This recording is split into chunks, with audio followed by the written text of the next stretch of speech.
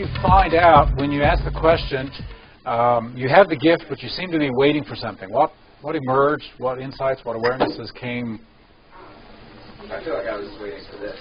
Waiting for this. Just sort of a way to sort of manage myself and to overcome being controlled by my addiction, the things that sort of pulled me in a way that I didn't feel I could control. Okay. And I think this has been really powerful. The three main keys that I'm taking from this are realizing my highest intention and really meditating on that, and finding my power zone, giving myself the ability and the power to just make the right choice, and accessing a genius state where I can lose myself. And that's been really helpful, so thank you. Excellent. Other experiences as you shared in the group? I think waiting is just a game. Just another matrix you go into. The waiting matrix. Go into it. Okay. How would you when someone says they can't find their gift or they don't know what their gift is, then where do you go? So what is the gift? When the oracle said you had the gift because you seem to be waiting for something, what was the gift in that instance? Maybe the calling. Just the calling. Where you are. Recognizing. The recognition that the gift is the recognition. I'm the master of my. The one. I am the one in my matrix. The gift is I'm the meaning maker in here. That's the gift. You have the gift, but you seem to be waiting. So it's kind of like what are you waiting for that? Go for it. But if you don't know what you're waiting for, then you're not waiting. You're in another matrix. Yeah. Until you know you're waiting. Yeah. So you seem to be waiting for something. Sometimes it's permission. Yeah. Sometimes it's power. Sometimes it's knowledge and know-how. Sometimes it's, in Neil's case, it was really love is what set him free. He had his death experience, and what resurrected him, what gave him new life was love. In his case, what are you waiting for? What was Trinity waiting for? I'm not afraid anymore, she said. So fear was holding her back. So what are you waiting for? Just to realize that you're the one. So the gift is that realization, really. So it's not a particular gift. It is the gift. You have the gift. You are the one who creates the meaning. It's your maps. Other awarenesses? Well, when you're talking about waiting, is waiting maybe even a syndrome in our society, or that we interpret a whole lot of feelings as waiting? If I only know a little bit more, then I'll start. If I only read one more book, then I'll get started. Then I'll take ownership of. And so we keep postulating that maybe the one will come and rescue us, and so the guru mentality is not far from a lot of people. Someone will. But once we realize that we have the gift, and that's why know thyself is really at the heart of that movie, Know Thyself, and the journey really is discovering how do we focus, and what are we thinking, and how do we recognize, waking up to the matrix and recognizing the matrix has us until we're ready to find out how deep this rabbit hole goes. Waking up to the matrix is what we've been doing. Detecting the matrix. Being able to step out, take exit from our old matrices, and to not let fear and doubt and disbelief hold us back. But as we powering up in our matrix and training to learn how to work inside our matrix to make those shifts so that the matrix of our mind, we become the master of it instead of it masters us. And then the kind of world, the kind of life that we have, all those maps serve us and enhance our lives. That's what we've been working for transformation. The step I want to go to now is a real important pattern. And before I jump there, do you now know how to create a matrix, a new matrix? If you find an old matrix that just doesn't serve, and there's all frames, embedded frames, and you've metastated yourself into some kind of real negative state, do you know how to detect it, to flush it out, to identify it? and to step out and to create a new matrix and reload that? Should we review that? Okay. just to make sure. So this will be the test. How do you detect a matrix? How do you detect a matrix that may be sabotaging you? It's grounded in the state, so first look at the state you're in and see if that's useful or not. Okay, so identify a state, and probably a state that has some repetition to it, and is a repetitive pattern, and you get into the state, and you're not resourceful, you're not feeling good in this mind, body, emotion state, and just detect it. Once you detect that here's an unresourceful state, what then? Choose what state you would like to replace it with. Okay, so one of the things we could do is to rise up to our intentions and outcomes, and to identify that desired state that I want to step into. So that'd be one choice of where to go with that. Now that I recognize that this present state isn't where I want to go, then where do I want to go? What would I prefer to have as a state? Where then? What's your outcome? And then you have to have an outcome. So the desired state, and then we can start identifying the outcome, the results that we would get from that desired state. So that might be some ways. How would we detect our own matrix, though? That's where we want to go in the new matrix we want to build. How do we detect our matrix? We start with state. Well, I was just going to say, how do you detect if there's a matrix going, or have we moved on from that? Yeah, how do we detect it?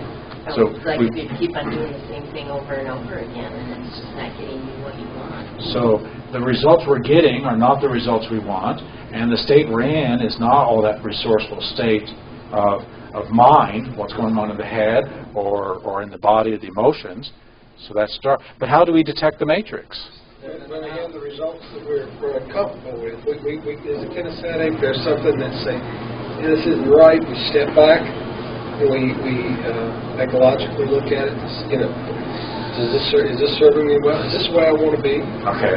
And if you're having a problem with it, you ask yourself, what meaning have I put to this? What do I believe about this?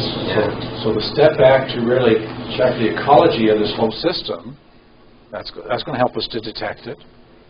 If we want to really dive in to detect specifically what's going on, Find out what the meaning is. so we start exploring the meanings. What does this mean to me?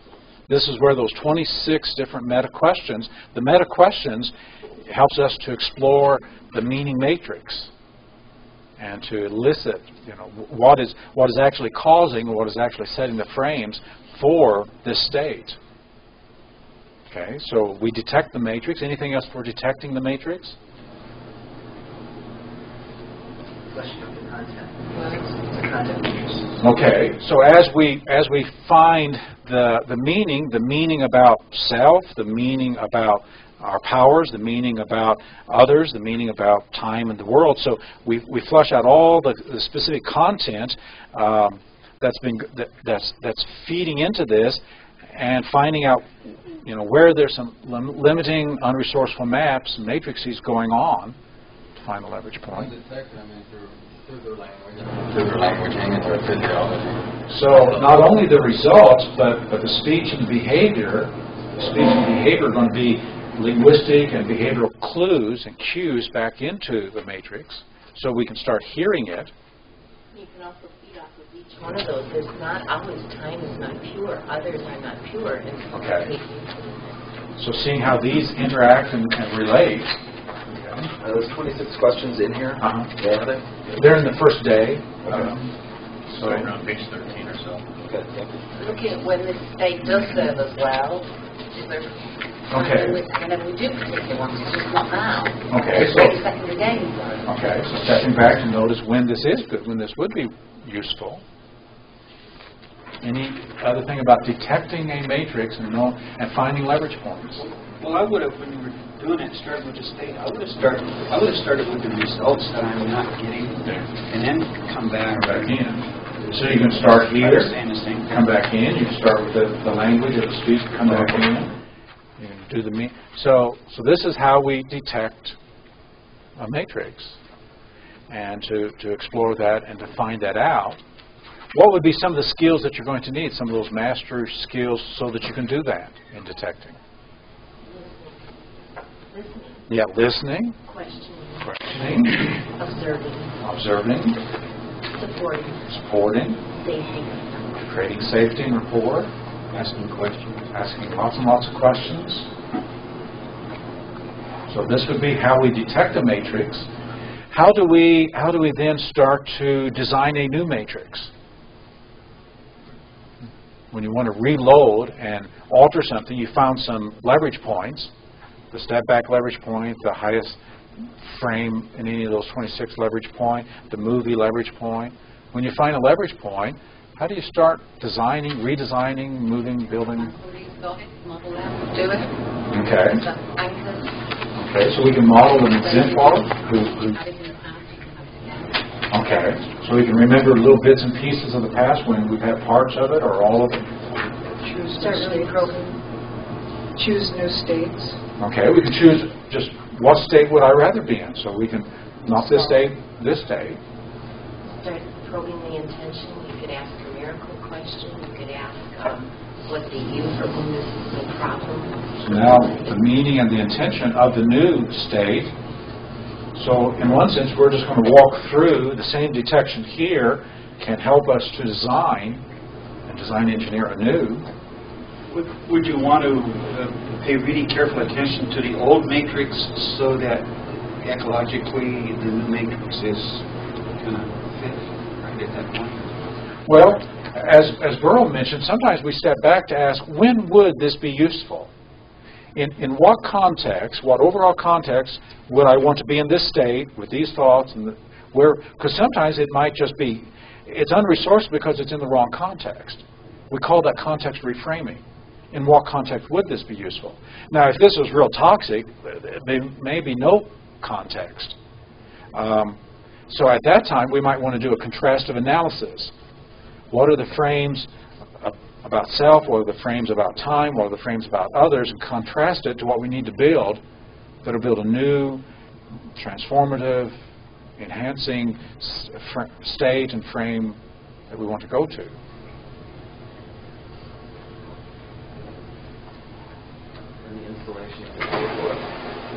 So now we're talking, once we have it designed, once we know what to think, the content to think, the content about all the matrices in the back of our mind that we want to fill up with self-esteem and a sense of power and a sense of self-efficacy and all that. Once we have the content, now the next question is, how do we load this in?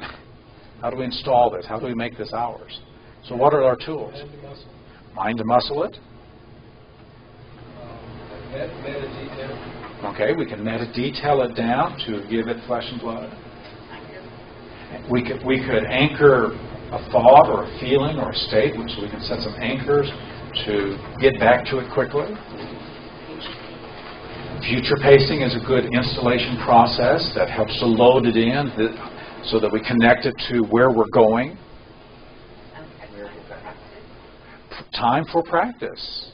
Trying it on and refining it so that through feedback and practice, trying it on. And really amplifying that state. Okay. Really amplifying the anchor. So amplifying it, stronger, that makes it easier to anchor. Do that miracle pattern. We could do the miracle pattern because you can see limited stuck state, all the frames popping over to the kind and different kind of thinking that will create this. We could use a pattern like the miracle pattern. We could swish from here to there. So a number of different patterns would fit into that. So you can use patterns. You can start asking maybe timeline patterns, metastating patterns, and so different patterns will help to install. You were saying the real secret is the repetition and intensity of state, intensity of emotion. So repeating it. You could use the meta yes and meta no, saying no to things that don't serve you, and yes, and do the meta yesing to this and validating it until you coach your body how to feel it. So that's the loading, the reloading. You could use hypnotic light trances so that when you're in a real suggestible state, you just keep trying it on and giving yourself that permission and that chance to really run the neural pathways. And I would just love yours taking it away. I just love that because it just... So you tease and provoke someone so that they really start to own and claim it for their own. So in the days and the weeks to come, there may be times and places where something comes out of your mouth, something comes out of your body, you get into an emotional state, and it's really not, it doesn't reflect your highest pathway. It doesn't reflect the highest values of who you are and what you want to become. It doesn't unleash your highest potentials. And so when you do that, now you can detect that. You can take the red pill and step out of that, and you can begin to create and begin to believe and to set some new matrices of the mind around anything. And this is where, for me, this just opens up so much. And obviously, I could not, if I lived 300 years, write about all the different applications of this. So part of my intention is in getting people to do that kind of a thing, about building matrices, or whether it's around wealth building, whether it's around good relationships, parenting. I mean, there's 100 million applications of this. And so people who have expertise and skill and knowledge and experience in different fields could apply this. I was wondering about the size of an event that you'd use this on. I tend to say good stuff for just really big occasions. And would you work with this on, how would you describe? I would work on the tiniest little thought, because we build matrices around the tiniest little thoughts. So the little boy who goes to school and gets his hand slapped, he's going to start building a matrix around that. You may have done that one. Ruler slap. Well, one matrix, because lots of triggers. Somebody looks like the person who did it. The ruler, just entering into a school, or a smell of death. Or, so many triggers, so many matrices. So anytime you have a semantic reaction to anything, a semantic reaction that doesn't really reflect the highest you, that semantic reaction means there's a matrix going on. And several layers, multiple layers. And so as you think about the multiplicity of different matrices, you can you can detect and then build a new matrix around anything. I just wanted to also say what Michael was saying earlier, is that the tiniest little thing, if you start going into a negative spin on it, it's taking away from the positive. So it's really important to take care of those little things, because the more you generate this positive upbeat, the more of that you're going to be bringing in. I just get this vision of being really, really busy, doing this all the time. Something's going on. Right? Yeah, that's what I'm trying to see, the judgment of what doesn't matter. Because some things I can just handle. Yeah. So you use judgment. It comes down to that. Okay. The matrix model is a structure for state.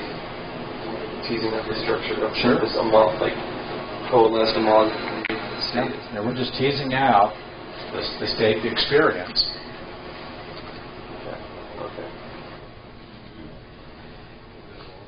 So how much of a master do you feel now as you think about working with these frames of mind that create these feelings and behaviors and expressions? Do you have a good sense of the process of how to do it? Practice will make you more and more and more skilled. And as you do that, you'll be you'll be able to do it with yourself, and as you do it, you'll get quicker and quicker to where all you have to do is take a breath, and the whole matrix world just starts altering at your command. It's not too different from what John and Richard wrote in the book, The Structure of Magic, Volume 1. They wrote in there somewhere, magic is at your command. If you only know what you have, language, and the incantations of growth. Well, the incantations of growth, the spells that allow people to grow and develop and be unleashed, the incantations of growth are just patterns. the webs we tie and untie are at our command. If only we know what we have, language, and the incantations of growth. So when you know a few basic patterns, swish, movie rewind, some patterns of growth, incantations of growth, and you know you can tie those webs. Well, that's one metaphor. You can build a matrix if you know what you have at your command. And when it's at your command, you just make that internal world serve you. So that when you really know that, then you know that no limiting belief, I don't have to keep any limiting belief. If it's a belief, then it's not real on the outside. It's only as real as my mind makes it so. So be careful what you believe. So you having discovered the meta states and everything, and that clues you into the fact that states aren't just states; they aren't just primary states. And you needed to have some sort of way of figuring out how to tease out the meta levels of what NLP was calling a state. Right. Figure out how to. So this dynamic complex that we call a mind, body, motion state. I mean, what a system! Those three variables that come together: mind, body, emotion.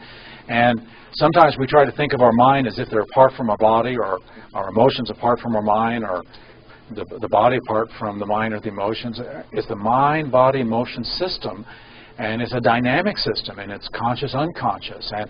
And once we set these frames, we live inside those frames. And the ability to recognize that and to just do quality control, do some quality control checking on those frames, gives us the ability to start choosing.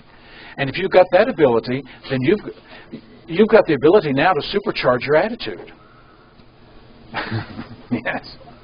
Because what is attitude? State. It's just it's actually a more holistic word. And it's a word that sometimes you have to explain state to people, say state of mind, state of body, state of emotion, emotion state. But when you use the word attitude, everybody on the street knows attitude. And an attitude, we're teasing out the structure of an attitude. The position, the posture of mind and emotion. And what is your attitude? Well, it's a complex thing. It has facets of your self-definition and your sense of resourcefulness and time and just all these other things, as well as the meanings you give to anything. So we could supercharge our attitude. And that supercharging your attitude doesn't always mean that you're in just an extreme energetic state. A supercharged attitude may just be that perseverance, or that resilience, or that love, or that faith, or whatever attitude really would enhance you when you're at work, when you're exercising. What attitude do you need for exercising regularly and consistently, or eating right, or having friends, or being social, or being open, or, it just goes on forever. So supercharging our attitude, we've got the structure. And so what I'd like to do now is on page 103, supercharging your attitude, and how we do that. And if there's anything business needs, the thing we keep talking about, these people need a swift kick in the attitude. They need a better attitude. And oftentimes I need a better attitude. And so what is an attitude, and how do we build it, and how do we make it? Well, this ought to be a piece of cake on page 103, because it's just using the matrix. And we start with intention. Identify an attitude that you'd like to juice up or create or make more robust. Is there any attitude that you'd like to have that makes your life better? Why do this? How would you describe that attitude? What is it like? Who else has this attitude? How is it valuable? And what would allow you to experience? So we're just getting at intention. Intention and description. Intention and representation. And then, okay, let's supercharge it up with some meanings. How would that be meaningful and significant to you? In what way would you like to supercharge that attitude? With what qualities and properties? How compelling and memorable would it be for you? How would it affect you in mind and body?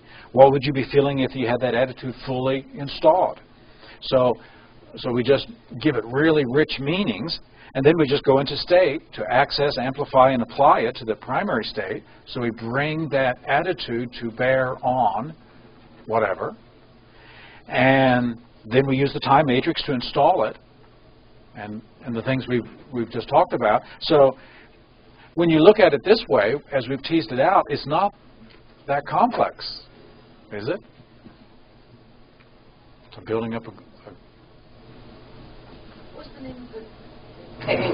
Did silencing? Covert coaching? Oh, asking those questions for the layering of frames. Yeah, that would have been the layering of frames. I think that was on day 3, at the end of day 3, of just asking many. Because what we're now doing is using the matrix and coaching someone to create a new attitude using the matrix and just walking through that. And so, who would like a swift kick in the attitude? Who's ready for a new, vigorous, supercharged attitude about something? I had to work on my attitude the other day with the guy here in this hotel who's double charging me for stuff. Because the question is, things happen, and do you let that control your attitude, or do you decide that your attitude is yours? Who's the master of your matrix? So we all have to work on attitude from time to time. So, do you have an idea of the attitude you'd like? I would really like to the trust that I can implement what I've just learned this week. Okay. That the it trust works. that you can implement it And that it works. Okay. Okay. So an attitude of trust, an attitude of willingness to trust and to discover, an attitude of faith in yourself. Because that sounds like a little bit of that. Okay. So we'll find the right word that'll describe in one word that attitude as we move on, and I'm sure it'll come to you as we go on. In what context would you like that in? Any particular context, or would it be a general context of a general context that this works and I can trust it and believe it? Okay. What is your attitude now? I'm still a little bit hesitant. Hesitant. Okay. Hesitant. Skeptical. Well, it's more that I don't think that I have really gotten it yet. So that's why it's hesitant. Okay. So if you haven't really got it, if you did get it, if you were, convinced? So is that the attitude of convinced? Yeah. Okay. So we want a convinced attitude. Yes. Okay. And I'm always amazed that when people get the right word, just kind of pops in. That's what you're going for, convinced. Before we go much further, we know something about convincing because of metaprograms. There's a convincer metaprogram. How long does it usually take you to get convinced about something? A long time. Long time. Are you one of those never convinced persons? Well, yeah. Really? Yeah. So as we get started here, just knowing metaprograms gives us so much information about what to do now. Okay, yeah. Because there's that meta program of always convinced after a couple times, convinced a little bit harder, it takes a long time to get convinced, and then never convinced. Well, it's between that it takes a long time and, and a very long time. Okay. So let's step back from that. When you think about that it takes a long time or never, yeah, long time. How well does that serve you? Not very well. Not very well? No. Okay. So you're really clear that it doesn't serve you very well? Yeah. Would you be willing to change that? Yeah. So that you could feel convinced, especially about things about yourself, much quicker? Do you have permission to feel convinced? Yeah. You do? So when you go inside, decide, give myself permission to feel convinced after a few times or so many times. I'm willing to allow myself to feel convinced and to believe in it. Yeah. That feels okay. Yeah. So we can go there. If you felt convinced, what would that be like? Great. Okay. So how would you be picturing things? What would you be saying to yourself? Things that would support me.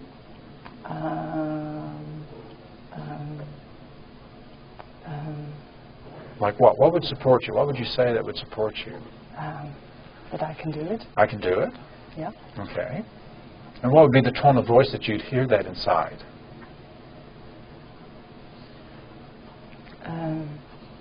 A nice, optimistic tone. Okay. All right. So give me that. Give me that nice, optimistic tone inside. You can do it. You can do it. You can do it.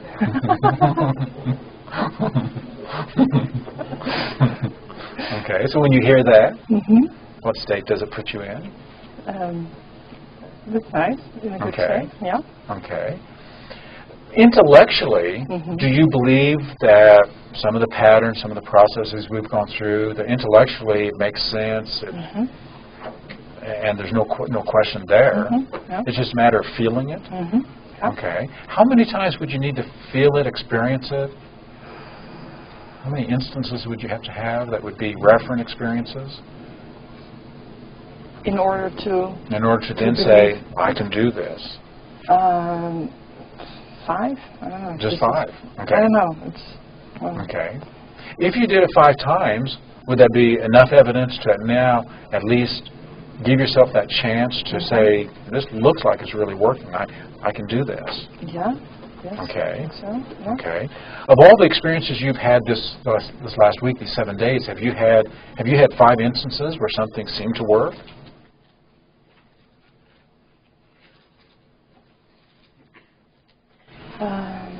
It doesn't feel that way. Okay, so what would you need to feel? What would you need to feel, and how would you feel that in your body?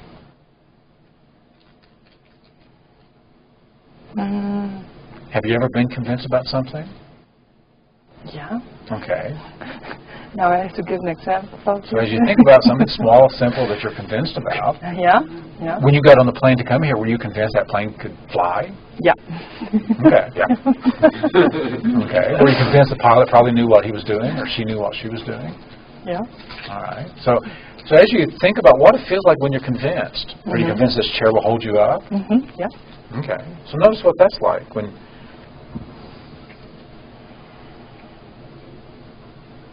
Okay. You're convinced. You're convinced this ceiling probably won't cave in on us today? Okay, so you don't have to keep watching it? No. Okay. Okay. So notice what convinced feels like. The breath of convinced, posture, the movement, the eyes. I would think that when you're convinced there's not much chatter at all, there's probably just a quietness and a peacefulness. Kind of almost matter of fact, just of course. Okay. So if you had that feeling and inside you were saying, I can do it, that optimistic voice, what belief would support that? What would you have to believe about the skills, the processes, the things you've been learning? What would you need to believe about that, or about yourself as a learner, or about your abilities and skills and powers to learn? What would you need to believe that would support this new state and attitude? That I can learn anything as long as I want to, or that I can, if I focus on it, I can learn it. Okay. Do you believe that if you focus on anything, you can learn it? Well, a little. Okay. Okay. Would you like to believe that? Yes. You would like to believe that? I would love to believe that. I'm going to ask you then to think of something that every fiber in your whole being could say yes to. You get something like that there's not a doubt in the world. You can say yes. An emotional yes, something you really, really like. Yeah. Got something like that? Yeah. That when you say yes to it, how would you say yes? If you used your hands, I do that. How do you do it? Yes. Yes. Okay. So think about that thing that you can say yes to. Would you really want that? Yes. You do. You want that. Yes. And so notice what it feels. Notice the breath of yes, the posture of yes, the eyes of yes, the voice of yes. Yes. Yes. So just feel that. How much do you feel that? Let's crank that up. Say yes several times until that really amplifies. Okay. Yes. Yes. You want that? Yes. Okay. Okay. Yeah. Now feel that yes. Keep doing that yes. And as you feel that yes, just feel that yes. You want to believe that? Yeah, yeah, feel absolutely. Say yes to it the same way. Okay, you want to believe that? Yes. That would serve you? Yes. That would enhance your life? You want that? Yes. And if you believe that fully and completely, then notice the attitude, the posture, the feeling of trusting yourself, of feeling convinced. Okay, just be with that feeling.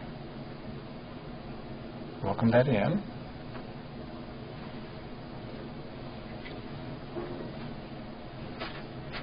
So what is that like? Where are you going?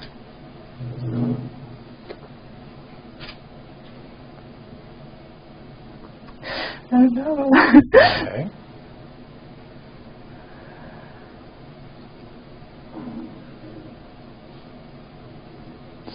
So your tears are tears of joy, tears of sadness? It's a mixed feeling. Okay. Thank you. So what's mixed in there? It's joy that I can feel this way, and it's like a flip side or something. Fear of it? Or maybe it's a sadness that I didn't experience it this way. A sadness that you didn't experience it that way.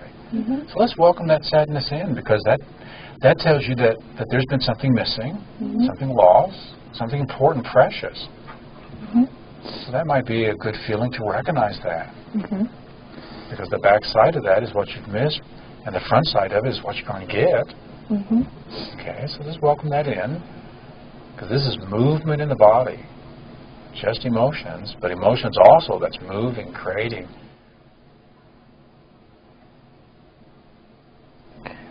Okay.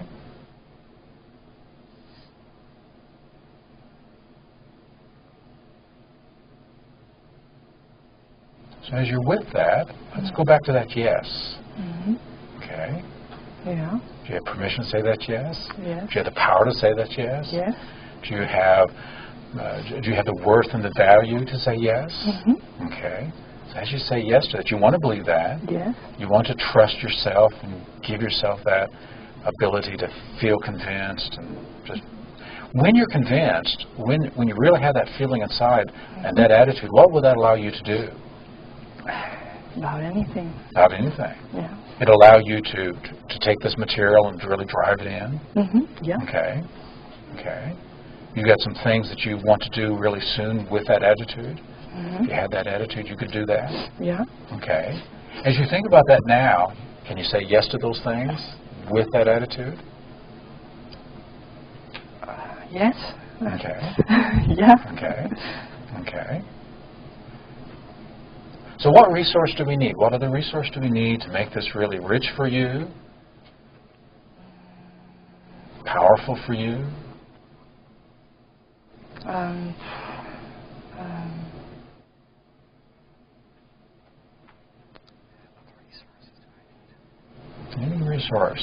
Any resource from your sense of self.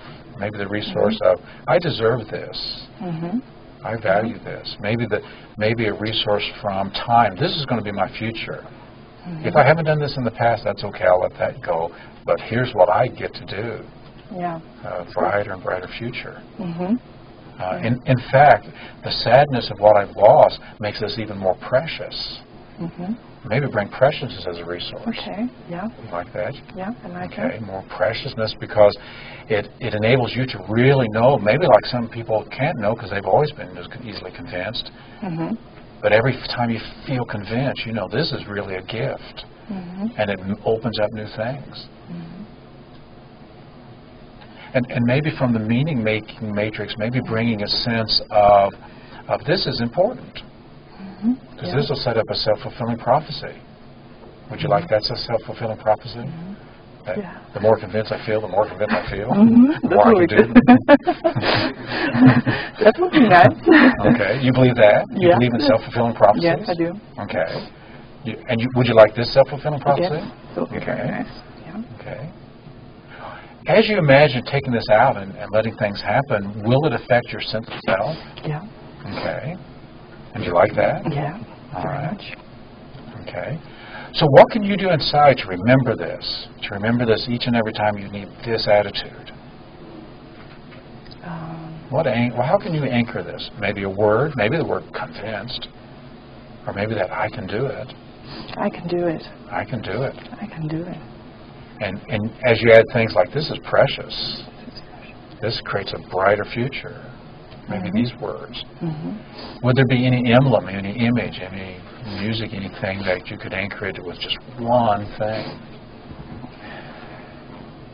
Just being really focused on I can do it. Okay. Well, of course, this will cost you a little bit extra because this is extra and you have to pay more, but I'll take it away if you don't. Well, I could do that. I could take it away. No. You're convinced? Yeah.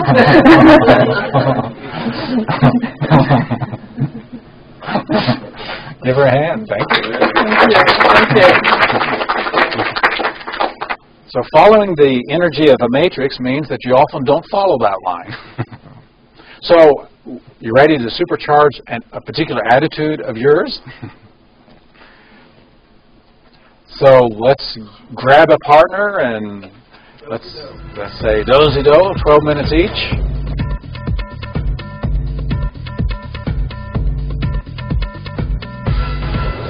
Okay.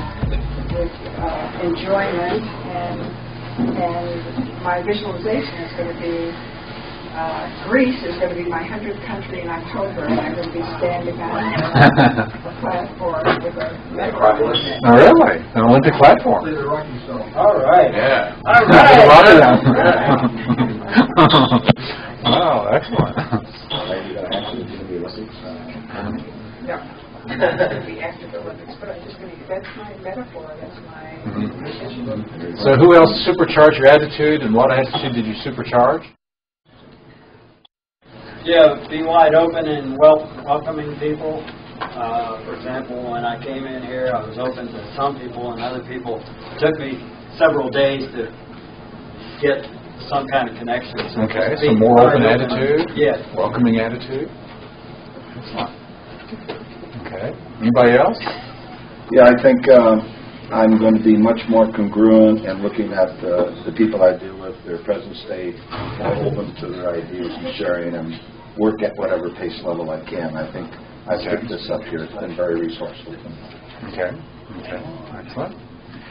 Did anybody have any difficulty? Do we need to do any debriefing on how to do that or other ideas about working that particular pattern on supercharging your attitude?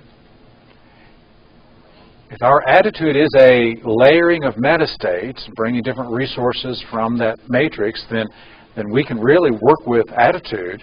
One of the things I'm going to do, it's kind of on my to-do list, it's about a year from now, I'm going to spend some time really working with attitude and looking at the field of attitude. There's a whole field on attitude and attitude, measuring attitudes, working with employee attitudes, and coming up with some processes like this for helping to really go in and create a package to where neurosomanticists can go in and say, I've got a pattern for working with people's attitudes. Whose attitude in this business needs adjusting? Yeah, hotel managers. I'll come and practice there.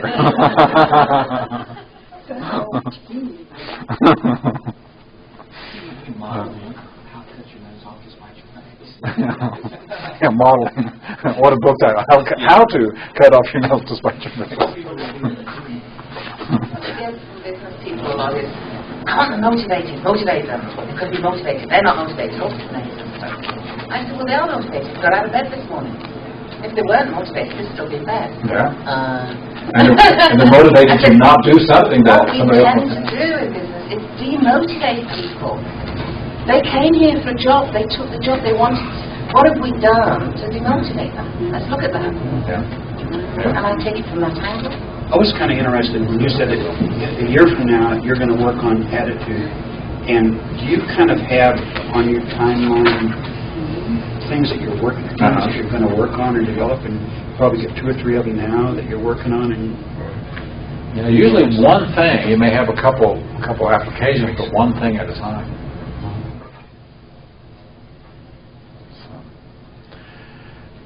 So any debriefing on that? If someone asked you to help them to work on their attitude, would you know what to do, how to do it, how to start to pull it through? Okay. I do want to mention page 104. We touched on this at the very beginning. I think day one when we started talking about states and the state matrix and the fact that it is an emotional state and that therefore all of this is about emotional intelligence. We haven't called it that. We haven't just come out and said this is EQ stuff, emotional intelligence. But emotional intelligence, by Daniel Goleman's standard, is self-awareness and self-control, self-discipline, self-management, and the ability to interface our emotions with someone else's emotions in an effective way. And so all of this is really and empathy, the ability to care and be empathetic towards somebody. So emotional intelligence is part of what we're doing with our states. And so on page 104, emotional vitality, emotional aliveness or vitality enables us to be open to life, to love, to people, to dreams, to hopes. It makes us emotionally open. The opposite, of course, is emotional closeness, repression, suppression, fear that cuts off emotional intelligence, wastes energy in defensive maneuvers, and cuts off creativity. So you can see the little diagram there, that scale between my map of the world and my experience of the world, and how that in emotion, by our definition, is that difference between map and experience. And therefore, we have two ways to deal with our emotions. Look at how have I mapped it, what are the frames and the matrix, what are my expectations and anticipations, and then what is my experience? And maybe I need better skills or more skills to actually make that maneuver. But in emotion, an emotion is just an emotion. How does that fit for you now, that it's just an emotion? Much more congruent with that now. Okay. Okay. For me, it's such a powerful, powerful frame. Just an emotion. And at the same time, it's very important, but it's just emotion, but it's very important, but it's just an emotion. And so the two things there you can see, emotions are just emotions, the difference between what we register in our body, between our map of the world and our experience, and emotions are very important. They provide critical information about our mapping and our encounter of the world via our skills. Emotions also make us feel alive, and they make us have us feel a sense of energy, vitality, dignity, worth. And so to say two things simultaneously, they're incredibly important, and they're just emotions. And balancing that is really difficult. And yet, if you can balance both of those two things, then we care about how we feel, and we work on how we feel, and we take responsibility for how we feel, and we recognize where they come from and what they are, so we can use our emotions to backtrack to our frames. So emotional vitality. So the end result, it seems to me, to carry this forward, is to have that sense of aliveness and vitality and love and compassion and empathy, and sadness when that's appropriate and useful, and fear when that's appropriate, and anger, and the whole range. So my repertoire of emotions is that I welcome them all in, because they're just emotions and vital pieces for learning, and they make me feel alive. And so to do that balance, so that with whatever we're doing, we really welcome them in. Is there any emotion you're afraid of now?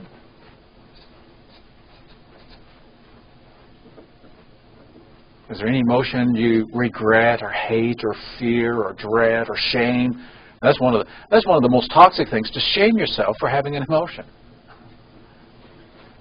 I just had a thought before you said that, that with what we've learned here, that we can change our frames, change our states.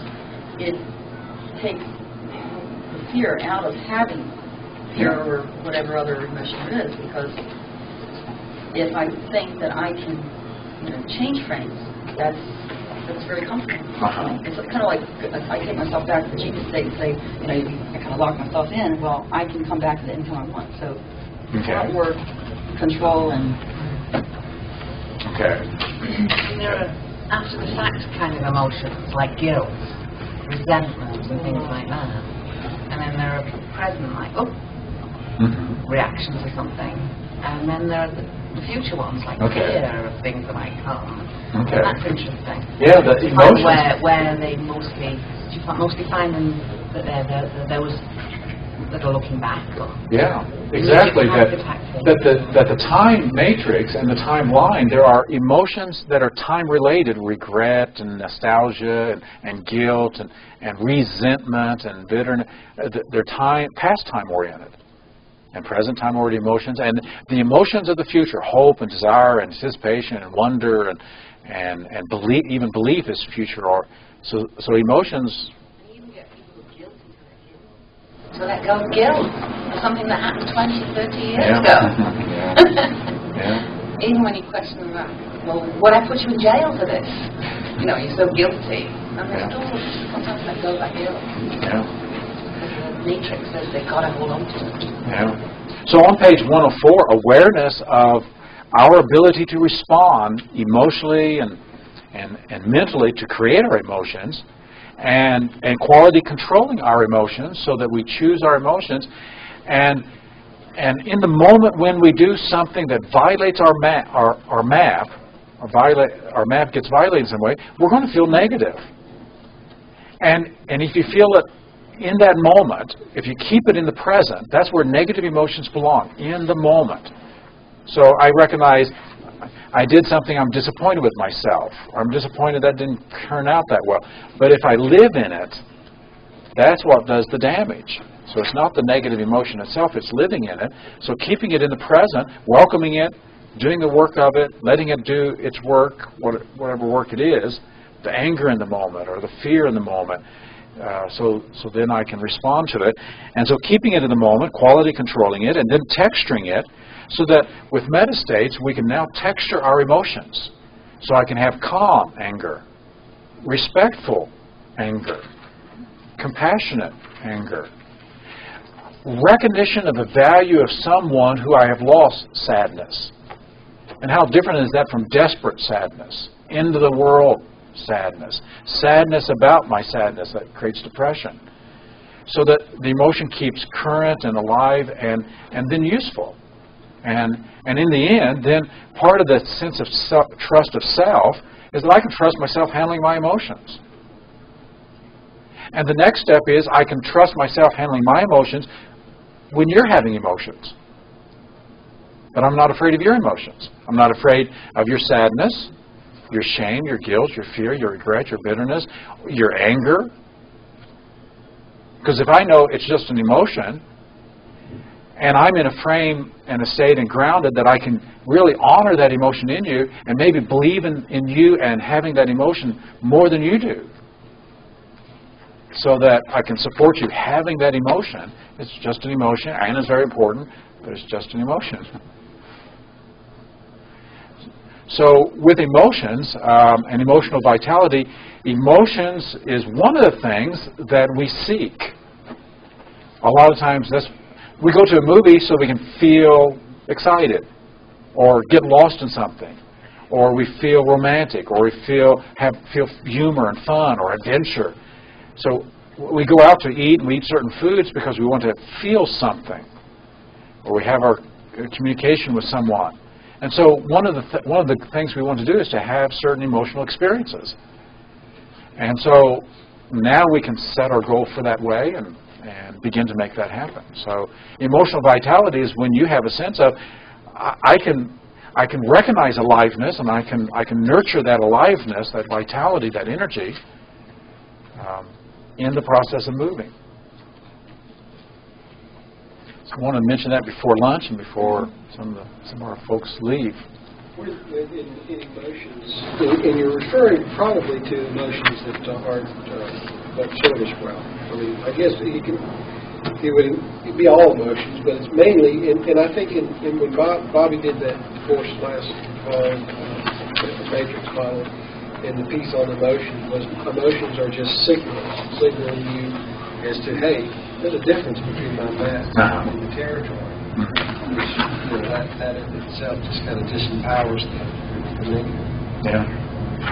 So we don't overvalue the emotion. We don't worship the emotion. We don't We don't assume that because I feel this is absolute information. It's just the difference between. So we can choose not to take counsel of some emotion. We can choose not to act on some emotion. We can choose to just observe some emotion and channel it out in a new and a different way. So then with observing it in someone else, I was more or less talking about emotions that we have ourselves, but then when we see others have emotions, then we can realize that they're getting a signal about their map that's not lined up with the territory, and then maybe we might be part of the territory. Emotion is either a fight or flight response, whereas what we're giving with NS is you can manage.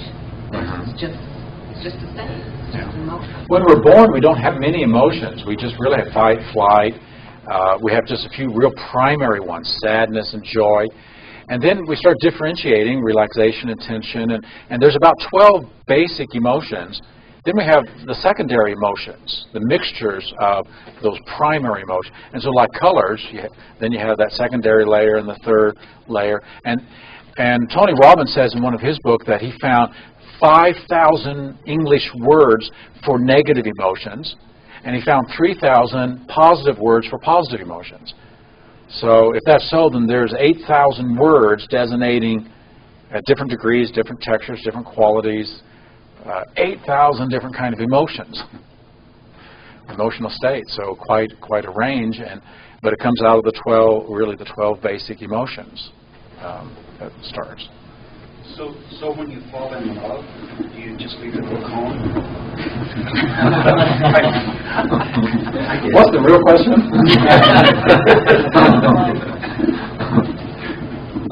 The emotion of love seems to be so encompassing and life-changing that how are you going to learn anything about that? Until... And are you talking about love with a special loved one, or are you talking about love for a girl? For a girl. Hey. If you think about English, we only have that one word of love. But other languages have many, many different words for different states of love. So we have friendship love, we have agape love, goodwill, benevolence. But they have an actual word for it. Yeah. So we use love, so generally, love just... it means attraction, it means seeing value. And then when it's connected with one, when it's connected sexually, so that there's sexual attraction, then it creates a real gestalt of gestalted love. I feel gestalted love for you.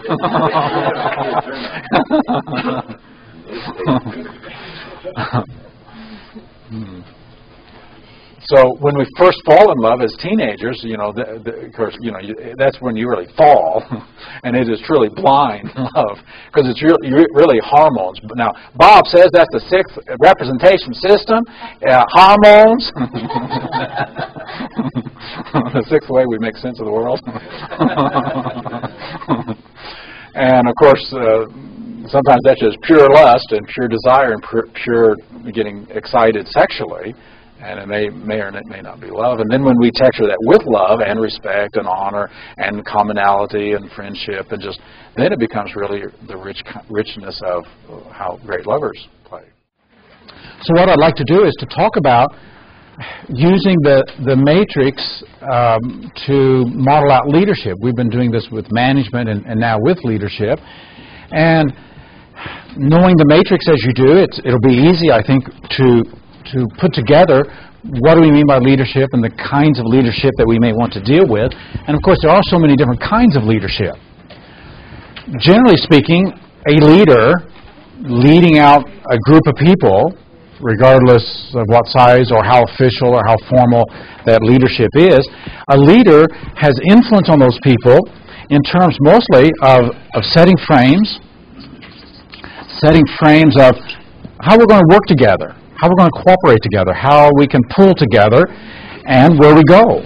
So frames about the structure of the group life and frames about the vision and the values, the dreams of where we're going to go. So as we start thinking about that, how does the leader do that? And what kind of a matrix does a leader have in being able to pull that off? to make that happen. So, obviously, we can start asking, what are some of the leadership states? And as we identify these states, this will also fill out some of the other content matrices. So what would be states of leadership? So envisioning, and okay. Being able to see something that could be, that's not yet. Okay, so leaders tend to be people who from the time matrix can see what is not yet here and can express it, can communicate it. They can put into words the feelings, the thoughts, so they can pace the group, and maybe they can even say things that are just emerging that the group can't even put into words yet. And so that leads out, that influences in that sense. Other states that would be states of leadership. Caring. Motivating people so they want to be on that team. Okay. So caring about the group, even going so far as to saying loving the people, caring about where they are, where they want to go, and then energizing them, motivating them. So we'll talk about motivating them, and of course that takes us right back to visions, motivating where we're going to go, and then being able to create some kind of a structure or some kind of a process by which people can collaborate and work together. Develop people, kind of build them up, and a little different than motivating, but okay. The skills of other people. So what state would a person be in to develop people? Emotional intelligence. Say again? State for emotional intelligence themselves. Okay, so they would have to have enough, their state would have, they'd have to have enough emotional intelligence to be able to do that developing. Okay, so giving and receiving feedback.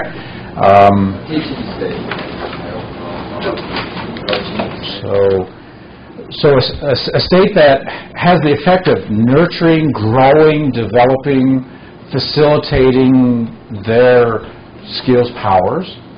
So very much an other reference at that point, really extending oneself to the other one. Other leadership states? Congruent.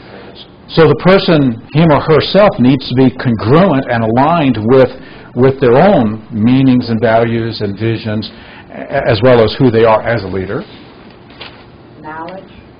So they'll need to have a knowledge state to some degree, knowing, because usually whatever world they have influence in, whatever world, they know that world, so they have that knowledge. In fact, the best leaders rise up and have a better idea, or can create a sense of team spirit to go somewhere. So we've identified some of the states. What would be the meanings and intentions of a leader? Meanings and intentions of a skillful, effective leader. People are important. Okay. That business is very People are important. We can do something together. Bring out the best in other people. Bringing out the best so that together we can all succeed and win-win. That might be one of the other states, a good win-win state. And of course, the other relationship matrix is going to be really key in leadership for all of these things. Win-win. So this is the meanings that's going to go to some of these. Intentions. Okay, win-win intention. Fulfill the vision. Fulfill vision. Grow the business. Grow the business. Share the wealth as we grow the business. Okay, share wealth so that as we create some value, that value enriches us. So some of the intentions of a leader. What would be some intentions that would be sub-level intentions that would not work? Wheel and deal, win-lose. Okay, win-lose. Take advantage of your employees, grind them out, and when they can't perform anymore, kick them out. Okay. Offshoring your jobs. So intention of using people.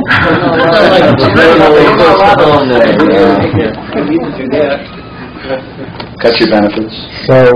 So an intention with a leader that wouldn't work is if that leader is using people for their own ego satisfactions and ego expression. So when the leader's ego is in the way, then it's about the leader instead of being about us as a group. What kind of self matrix, what kind of meanings and intentions in the self matrix would make for good leadership? Self-esteem. Okay. So Abundance mentality, inside out. Okay, so the abundance. Not going to make it happen. Okay, so in the power one, self-confidence. So that whatever skills of leadership, and there's so many levels. I mean, there's levels of leadership in any group or business, from those who support and nurture and grow, to those who lead out, to those who have technical skills to make things happen. So different kinds of skills. Setting an example. So back to self, setting an example, being a model. Integrity. So integrity, walking the talk. This is going to facilitate strong leadership. I don't have to know everything, but together we do. Okay, so in the other one, this is where when they get their ego out of the way, then they can surround themselves with people smarter than them and rely upon that and really create a team spirit. And so the ability to create that team spirit and paradoxically to be a good team player.